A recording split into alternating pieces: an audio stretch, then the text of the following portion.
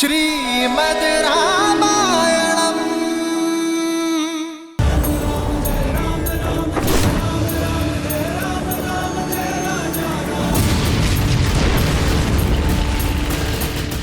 वानर वीरों,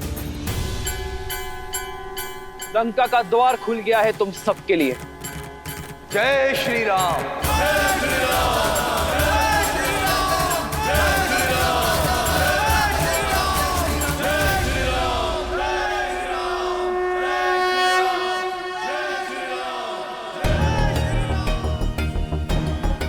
ये अकस्मात श्री राम की जय जयकार धीमी क्यों पड़ गई?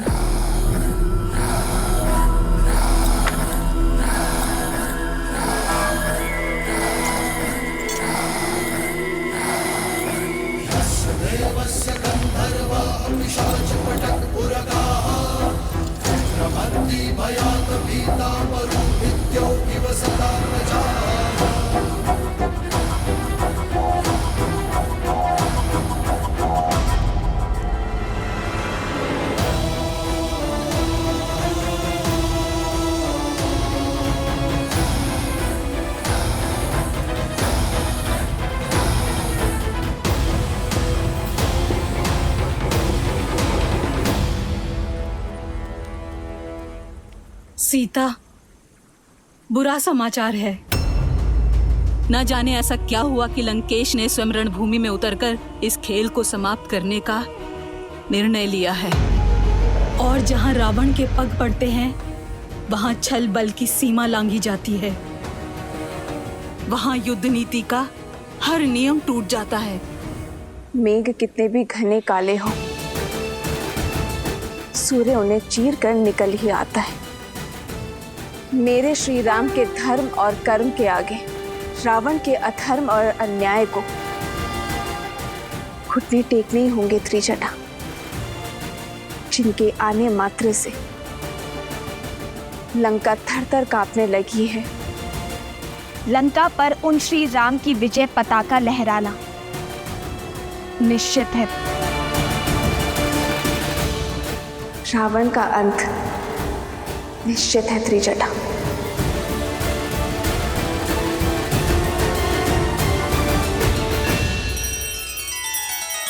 श्री रामचंद्र कृपालु भजु मन हरण भव भय दारुणम। नव कंज लोचन कंज मुख कर कंज पद कंजारुणम।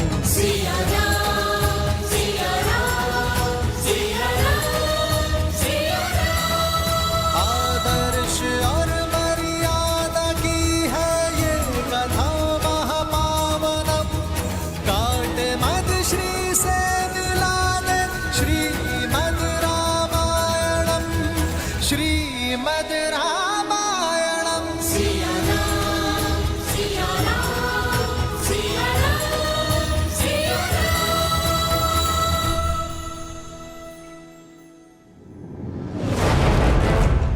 राम यहाँ उत्तर की ओर है।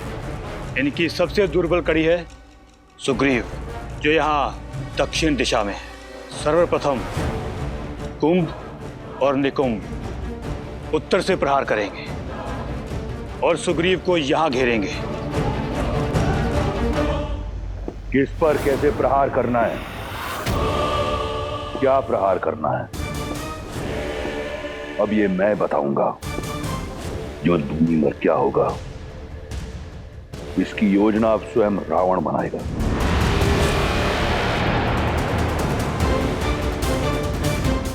यहां उत्तर में राम और लक्ष्मण हैं।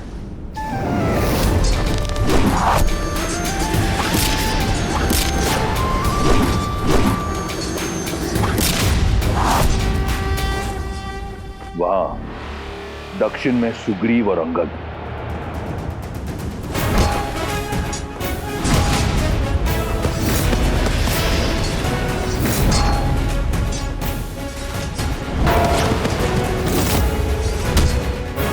जय श्री राम। और यहां मध्य में वो वानर हनुमान।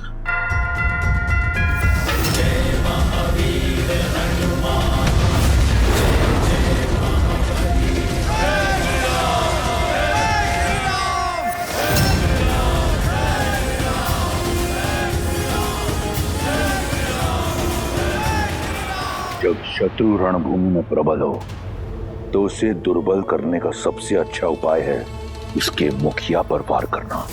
कुंभ, निकुंभ और अकंपन, तुम उत्तर में राम पर आक्रमण करोगे, उसे घेरोगे और उसे युद्ध में व्यस्त रखोगे।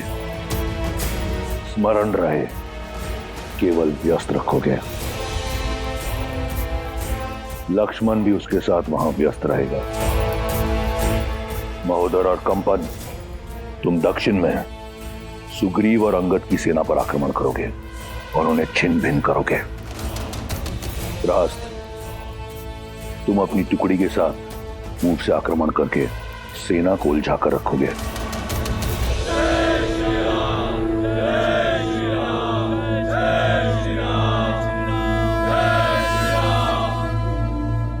रास्त,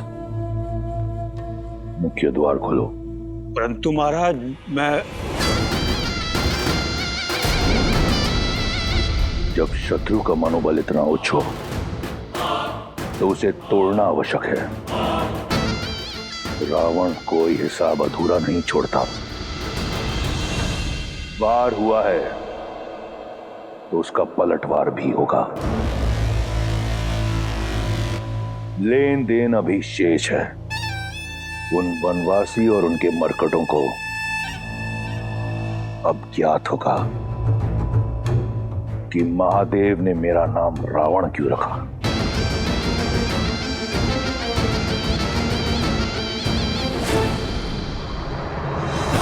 राम कहो जय श्री राम, दशरथ नंदन राजा राम।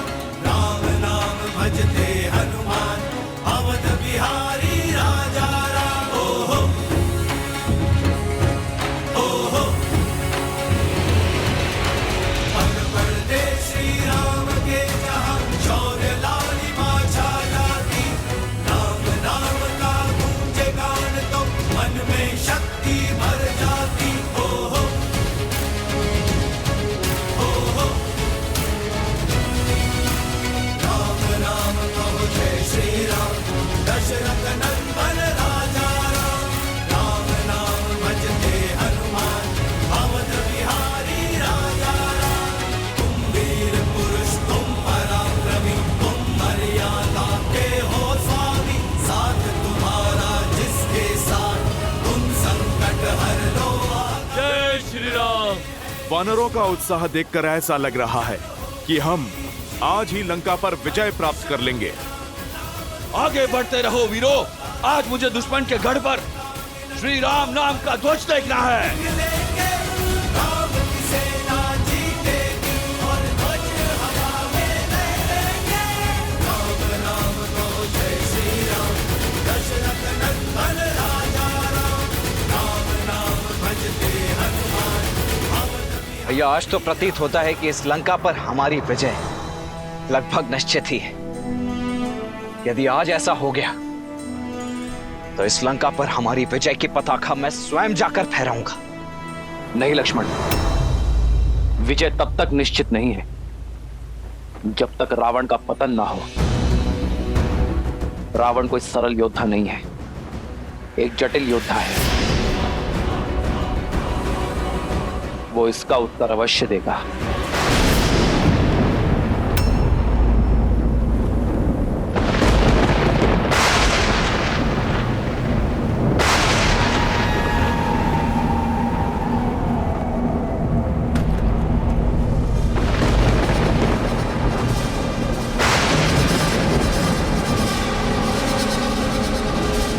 अपने स्थान पर टिके रहो साथियों, कोई भी एक कदम भी पीछे नहीं हटेगा। पीछे नहीं, केवल आगे बढ़ना है, विजय की ओर।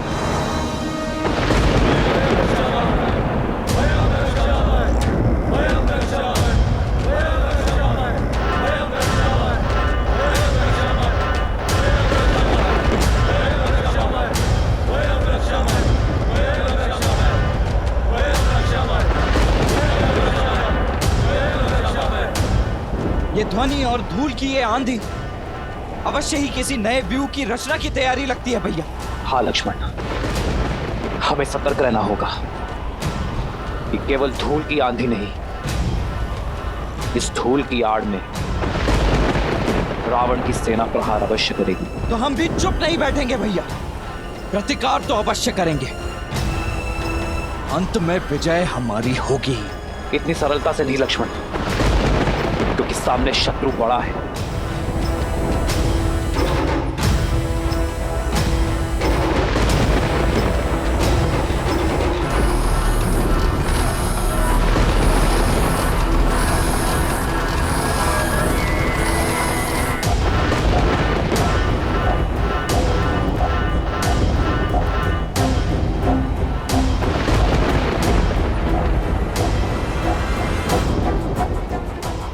ये हो क्या रहा है?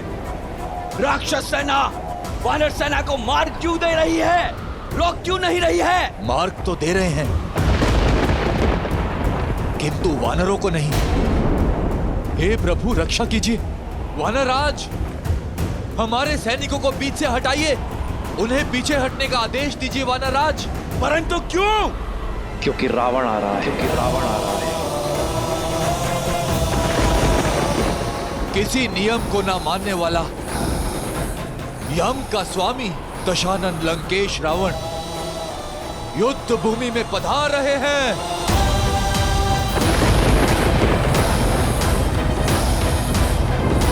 वानरराज, सेना को पीछे हटने का आदेश दीजिए वानरराज।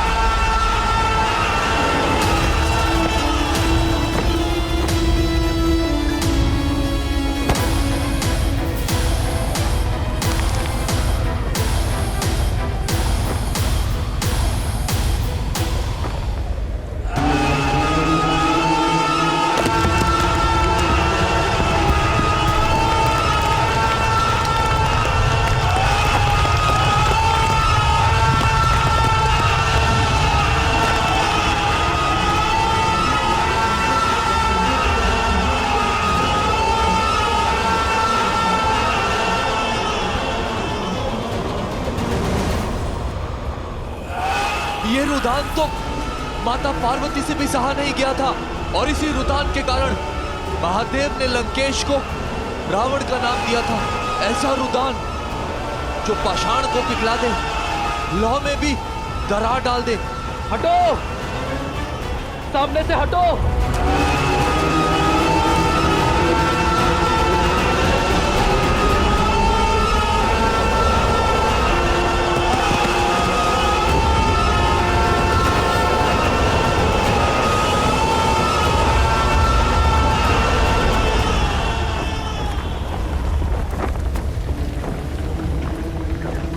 प्रभु आज्ञा दीजिए।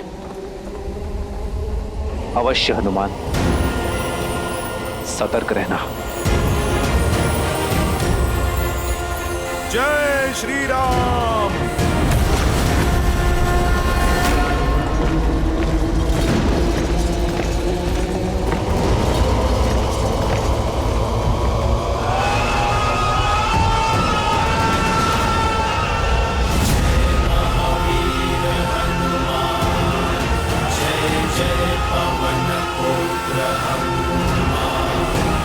बजरंग बली हनुमान, जय जय महावीर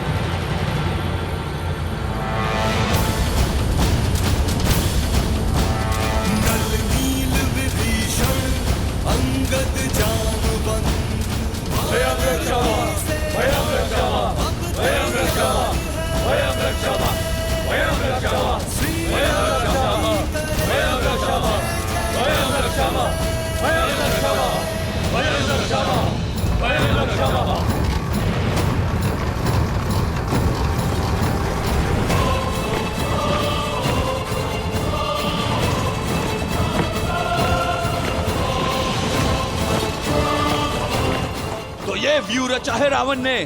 केवल ये नहीं महाराज, वहां देखिए।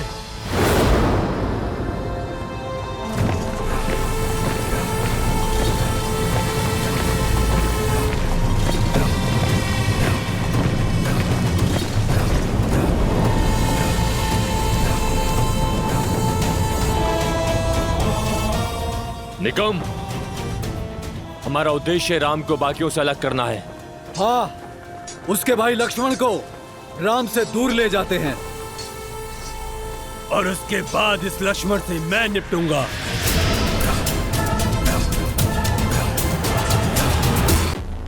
तो आ गई तुम, तुम्हारी प्रतीक्षा थी। युद्ध का पहला दिन है और रावण रुदान कर रहे हैं। कारण जानने की उत्सुकता खींच लाई। उत्सुकता नहीं, तुम्हारी मृत्यु तुम्हें यहां खींच लाई है। उद्दंड वानर, मेरा ये रुदान तुम्हें यहां खींच लाने के लिए ही था। मेरी युक्ति सफल हुई। अरे, इतना प्रेम उमड़ आया मुझ पर। लंकेश, मैंने तो तुम्हारी लंका जलाई है। वैसे हर बार अनुचित स्थान पर तुम जाते हो। पहले तुम अंगद के पांव में गिरे और अब तुम मुझसे भेंट करने चले आए। लंकेश, तुम अपना लक्ष्य सुधारो। तुम प्रभु श्री राम से भेंट करो, उनके पैर पड़ो। उससे भी मिलूंगा, परंतु पहले तुमसे मिलना आवश्यक था। बिन बुलाए तुम मेरी लंका में आए। लंका की मर्यादा का सम्मान रखते हुए मैंने तुम्हारे प्राण छोड़ दिए। आज तुम एक बार फिर लौटे हो और तुमने मेरे इंद्रजीत को मूर्छित कर दिया। आज तुम्हारे समक्ष लंका का राजा नहीं, एक पिता खड़ा है और तुम्हारे हर वार का उत्तर देने को सच है। आज यहां तुम्हारा संहार होगा वानर, और उस वनवासी को आभास होगा कि लंका की ओर आंख उठाकर देखने वाले की क्या स्थिति होती है।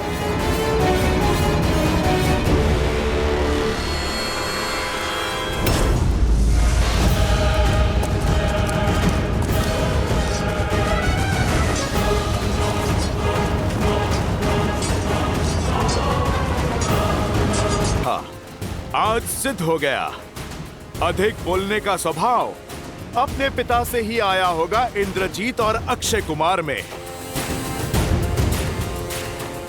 लंकेश, मर्यादा की बातें तुम्हारे मुख से अच्छी नहीं लगती। पराई स्त्री पर बुरी दृष्टि डालना ये कहां की मर्यादा थी लंकेश? राजा होकर दूत का अंग भंग कर देना ये कहां की मर्यादा थी लंकेश? मेरी पूंछ जलाकर मुझे सदा ग्लानि और लज्जा का जीवन देना चाहते थे तुम। मुझे मृत्यु से भी अधिक भयानक दंड देना चाहते थे तुम। ये तुम्हारी नीच सोच और उसी मर्यादा का जीता जागता उदाहरण है लंकेश। लंका के पतन के द्वार तुमने स्वयं खोले हैं। मैया सीता के हरण का महापाप करके, मेरे प्रभु का अपमान करके तुम मुझे दंड देने आए हो। लंकेश, दंड तो मैं दूंगा तुम्हें।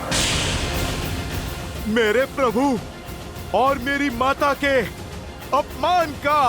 कैसी विडंबना है,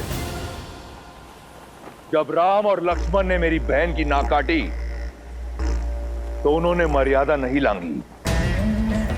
जब तुम्हें बंदी बनाने मेरा अक्षय कुमार आया तो तुमने उसका वध कर दिया।